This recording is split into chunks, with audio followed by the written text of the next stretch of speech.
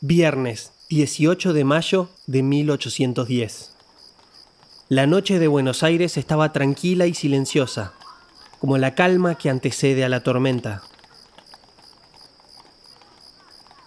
Las luces de la ciudad tintineaban en la noche.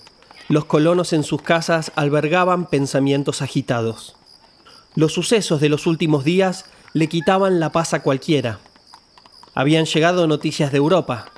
La Junta Suprema Central de Sevilla, el último bastión de resistencia contra las tropas de Napoleón, había sido derrotado. España ahora había caído completamente bajo el dominio del Imperio francés. Entre todas las casas porteñas, había una en particular en donde los sucesos se discutían con especial fervor. Era la casa de Nicolás Rodríguez Peña, donde habitualmente se juntaba un grupo de personas distinguidas, entre los que se encontraban algunos de los nombres más notables de la colonia, como Manuel Belgrano, Juan José Castelli, Antonio Luis Beruti, Juan José Paso, Feliciano Chiclana, Hipólito Vieites, José Darragueira y otros jóvenes entusiastas que tendrían roles de monumental importancia en los días venideros. Las ideas se discutían libremente y esta vez la urgencia de los hechos parecía avivar el fuego interno que tenía el grupo de patriotas amantes de la libertad. España no tiene más poder sobre América. Con la península completamente tomada por Napoleón, las colonias estamos a la buena de Dios. Y como si fuese poco, el virrey Cisneros todavía pretende que el pueblo sea fiel a la madre España. Pero a ver si queda claro, el rey está preso y sin la autoridad del rey, Cisneros tampoco tiene autoridad. Pero claro, la autoridad del virrey emana de Fernando VII. Este ya no es el caso.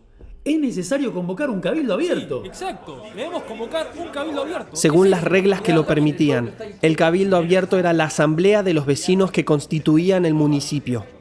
No era algo muy común y siempre que se hacía era para informarse sobre cuestiones locales. Nunca antes se habían tratado temas generales del gobierno. Hoy fui convocado al fuerte junto a los otros jefes militares. La voz de Cornelio Saavedra no era agitada, más bien moderada, y los patriotas la escuchaban con respeto. Cisneros nos recordó que contaba con nosotros para defender su virreinato. Le respondí que no contara con el regimiento de patricios, ya que el gobierno que le daba autoridad al virrey no existe más. Ahora había que asegurar la suerte de las Américas. Debo decir, Cisneros estaba muy indeciso, no sabía qué hacer. El cobarde de Cisneros está demorando lo inevitable. Los reunidos acordaron que sería necesario que uno de los suyos fuese a la fortaleza a requerir al virrey la convocatoria inmediata del cabildo abierto. Juan José Castelli y Martín Rodríguez fueron los elegidos para llevar a cabo la misión. Acepto con honor, pero hay un problema. Los granaderos que vigilan la fortaleza. Será necesario que el comandante Terrada se ponga a la cabeza del cuerpo de granaderos. De otra forma sería imposible ingresar. Cuenta con mi apoyo. Castelli, Rodríguez y Terrada se dirigieron en el acto a la fortaleza de Buenos Aires. Terrada se puso a la cabeza de sus granaderos y los otros dos subieron las escaleras que conducían a las galerías superiores. Sorprendieron al virrey mientras jugaba naipes con algunos compañeros. Excelencia, disculpe la sorpresiva visita a tan altas horas de la noche. Pero vengo en nombre del pueblo, y como ya sabe, el ejército está en armas. Su señoría, recuerde que cuando la Junta de Sevilla cayó en manos enemigas, su derecho al mando cesó. Por lo tanto, es necesario que el pueblo se reúna en congreso a deliberar su suerte. ¿Qué atrevimiento es este? ¿Cómo se atropella así la persona del rey en su representante? No hay por qué acalorarse. La cosa no tiene remedio. Excelentísimo señor, tenemos 5 minutos para volver a los nuestros e informarles sobre la decisión de vuestra excelencia. Cisneros se apartó brevemente y consultó con el brigadier Quintana, el oidor Caspe y su edecán Guaycolea, que estaban de pie junto al virrey. Señores, ¿cuánto siento los males que van a venir sobre este pueblo con las decisiones que están tomando? Pero, puesto que no me quieren y el ejército me abandona, pues hagan ustedes lo que quieran. Cuando volvieron a la casa de Rodríguez Peña, los patriotas, al saber que el virrey cedía al fin, empezaron a abrazarse arrojando sus sombreros en el aire. Al día siguiente, el virrey dio permiso para que el cabildo convocara a 450 vecinos notables de Buenos Aires. El pueblo vibraba con expectativa. En el cabildo abierto se manifestarían más de 2 siglos de historia colonial. En un salón chocarían las ideas más revolucionarias de libertad, república y democracia contra las tradiciones férreas del absolutismo monárquico. Vientos de revolución norteamericana, estruendos jacobinos, aspiraciones burguesas, en choque frontal con el orgullo de las tradiciones europeas y contra los privilegios de casta y de sangre. Una ebullición de enfrentamientos latentes que habían llegado al punto máximo de tensión y que pronto quebrarían la historia para siempre.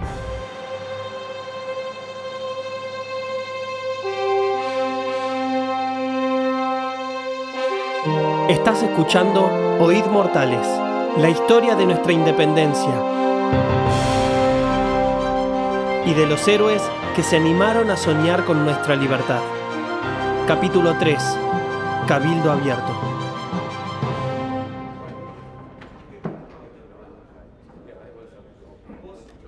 El 22 de mayo a las 9 de la mañana empezaron a llegar los primeros concurrentes al Cabildo Abierto.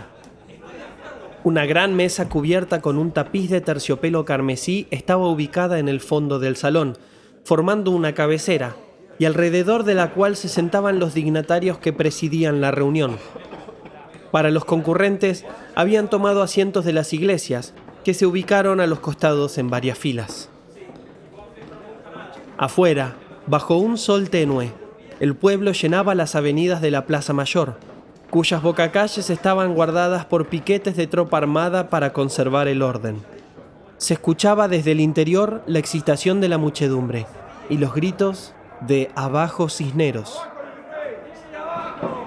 Al iniciar la sesión, el escribano del Cabildo leyó un discurso preparado por el señor don Julián de Leiva, síndico procurador del ayuntamiento. Fiel y generoso pueblo de Buenos Aires, hablad con toda libertad, con la dignidad que os es propia, haciendo ver que sois un pueblo sabio, noble, dócil y generoso. Evitad todo cambio o innovación, pues generalmente es peligroso y genera división. Inmediatamente tomó la palabra el obispo Lué, haciendo reflejar entre sus manos una gran cruz de brillantes y de oro que colgaba de su cuello. Un profundo silencio dominaba el recinto. Por las leyes del reino, la soberanía del gobierno general y particular residía en España y solo pertenece a los españoles. Los americanos tienen la obligación natural de obedecerlos. Y en caso de que toda la península cayese en poder de los malditos franceses, son los españoles de América los únicos que tienen derecho a concertarse para elegir el gobierno que debía conservar estos dominios a su majestad Fernando VII o sus sucesores. El fiscal Villota, consejero de Cisneros, viendo que de un momento a otro estallaría allí el escándalo, quiso intervenir. Creo que el obispo tiene buenos argumentos, pero es necesario que recordemos por qué... No se lo permito. Es mi derecho contestarle al obispo y si no me lo permiten, apelaré al pueblo para que no se me quite ese derecho. Castelli se paró en el banco que le servía de asiento y con una señal de su mano quedaron todos en silencio para oírlo. El señor Lué nos trae una novedad. Según él, los hijos no heredan a sus padres. En cambio, los extraños, los prójimos, los mercaderes que no han hecho jamás otra cosa que chupar el jugo de nuestra tierra, esos son los herederos. Nadie ha dicho jamás un absurdo más ridículo ni más falso. Castelli dio una nueva señal de que iba a continuar con su discurso. Pero el señor Lué ha dirigido otro grande ataque contra el legítimo derecho de las naciones. Ha sostenido que el conquistado debe ser sometido al conquistador. Ahora bien, ¿quién ha conquistado España? El obispo no nos negará que es Napoleón. Entonces, siguiendo el razonamiento del obispo, así como todos los colonos debemos someternos a España, así también deberían someterse los españoles a las fuerzas invasoras de Napoleón. Los españoles de España han perdido su tierra. Los españoles de América trataremos de salvar la nuestra. El fiscal Villota intentando como fuera remontar la situación a favor de los realistas, intervino. Si aceptamos hipotéticamente... Señores, por favor, señores. Si aceptamos hipotéticamente el argumento del señor Castelli, no debemos dejar de tener en cuenta las demás ciudades del virreinato. Buenos Aires es una minoría y nunca puede establecer por sí sola lo que conviene a las mayorías. Propongo, en cambio, que se posponga el voto. Debemos convocar diputados de las demás ciudades para que todas las partes puedan ser consultadas. El argumento era hábil y persuasivo. Si se convocaba a diputados del interior, Cisneros ganaría tiempo para que los eventos en España se desenvuelvan. Además, podría lidiar con los diputados del interior de forma directa y con más facilidad. Pero en ese momento, Juan José Paso se puso de pie y con cierta turbación comenzó su argumento. Hemos visto que las provincias españolas no esperaron el acuerdo de todas ellas para declararle la guerra a Francia. De hecho, primero se levantó Madrid, Galicia enseguida y Sevilla después. De la misma forma, Buenos Aires, que es como una hermana mayor, que ante una grave emergencia familiar debe hacerse cargo de los asuntos administrativos, tiene el derecho de obrar por sí y de asegurar su propia suerte. Y luego dar cuenta a los demás habitantes del virreinato. El partido español empezó a comprender que no tenía fuerza ni apoyo popular para sostener su posición. Se inició un voto para definir la cuestión y por amplia mayoría los representantes del Cabildo Abierto del 22 de mayo de 1810 decidieron destituir al virrey Cisneros. El reloj del Cabildo daba las 12 de la noche al tiempo de terminarse la votación. Aquella fue la última hora de la dominación española en el Río de la Plata. La campana resonaba en aquel momento lenta y pausada sobre las cabezas de la primera Asamblea Popular que inauguró la libertad y proclamó los derechos del hombre en la patria de los argentinos.